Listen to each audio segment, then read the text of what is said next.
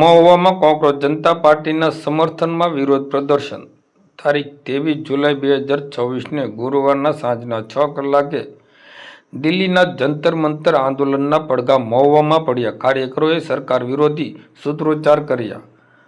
દિલ્હીના જંતર મંતર ખાતે ચાલી રહેલા કોંગ્રેસ જનતા પાર્ટીના આંદોલનના પડઘા હવે મહુવા શહેરમાં પણ જોવા મળ્યા છે। આંદોલનના સમર્થનમાં મહુવાના કાર્યકરો અને સમર્થકોએ એકત્ર થઈ શાંતિપૂર્ણ વિરોધ પ્રદર્શન કર્યું હતું। આ દરમિયાન સરકાર વિરોધી સૂત્રોચ્ચાર કરવામાં આવ્યા હતા તેમજ વિવિધ માંગણીઓને લઈને પોતાનો વિરોધ નોંધાવ્યો હતો।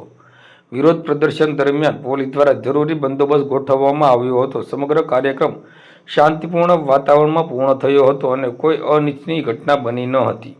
મંદિરમાં જે બાળકો ઉપર વિદ્યાર્થીઓ ઉપર જે લાઠીચાર્જ થયો છે, બાળકોને જે મારવામાં આવ્યા છે, એવું આગળના સમયમાં કોઈ ના બને એ શાંતિપૂર્વક અમે અમારી વાત રજૂઆત કરી છે અને અનેક મેસેજો આપ્યા છે।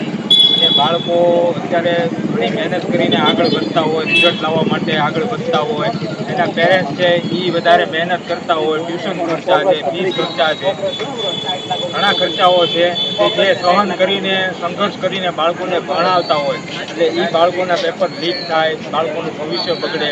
આગામી સમયમાં આવું કાંઈ ના બને તેવા એક સરકાર પાસેથી એક અપેક્ષા રાખીએ છીએ। અમે સારો મેસેજ આપીએ છીએ અને શાંતિપૂર્વક અમે રજૂઆત કરીએ છીએ અને સૌ કોઈનો સહકાર મળે, સરકાર સમજે આમાં અને સરકાર આમાં આ વાત ઉપર વિચાર કરે અને આમાં આગળ વધે એવી અપેક્ષા રાખીએ છીએ, એવી આશા રાખીએ છીએ। ભારત માતા કી જય, જય જય ભારત।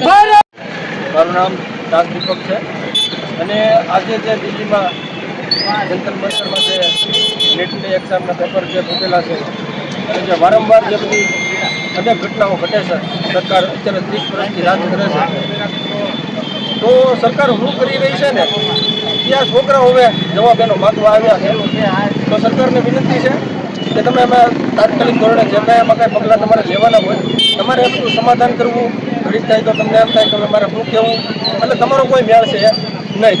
છોકરાઓને તમે મારો છો, પહેલાં તો નિર્દોષ બાળકોને જે તમે માર્યા છે આયુ લાગશે હોય એટલું યાદ રાખજો તમે।